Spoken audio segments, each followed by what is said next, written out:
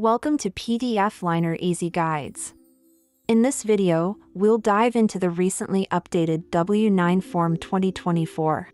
Whether this is your first time or you're a form-filling pro, we promise a quick and easy guide to get you through it. Let's get started. W-9 is the IRS-recognized way to request a U.S. person's tax information.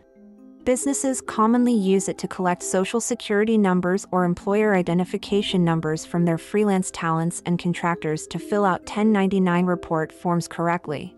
If you are about to receive a payment for $600 or more and have a U.S. tax ID number, you should fill out the W-9 to certify your TIN for tax reporting purposes.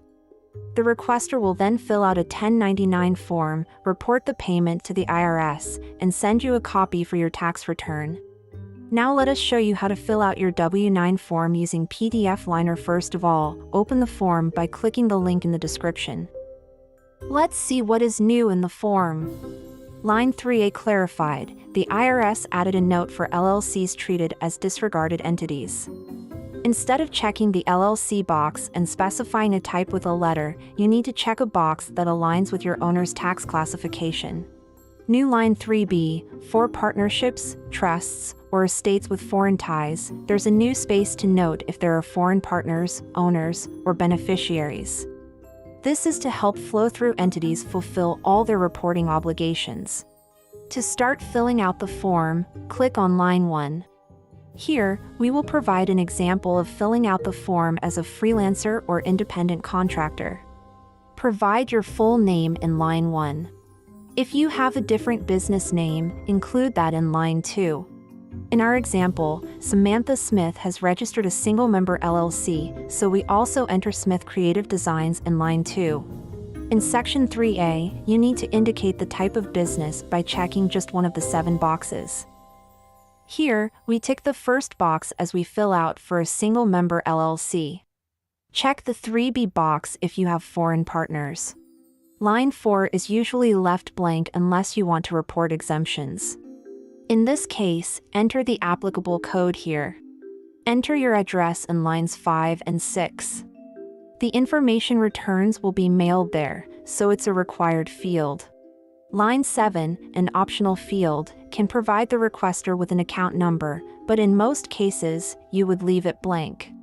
The next field is optional, but we recommend writing the requester's name and address for your records.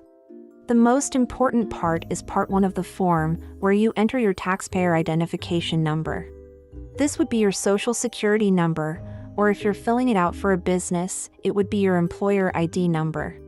In our case, we enter SSN. However, some single-member LLCs have an EIN and should use it instead. In Part 2, you certify that all the information is correct by signing the form electronically. Click on the signature field, choose the My Signature option, use one of the 3 methods provided by PDF Liner to create a signature, and choose the current date. Most payments don't require a signature on W-9, so you might skip this step. However, if you are filling out the form to get interest or dividends, you must sign it. Congratulations! You have reached the final step of the process now. Double-check all the information and click the Export button to email the form directly to the requester. Paste the requester's email address and click the Send button. See? The process is as smooth as silk. With a clear understanding of the form's requirements, completing the W-9 becomes a 5 minutes task. If you liked this guide, click the thumbs up and subscribe for more PDF editing tips. Using PDF Liner, you can easily fill out, sign, and manage all your documents and have unlimited access to thousands of fillable forms at any time from any device. Learn more at pdfliner.com.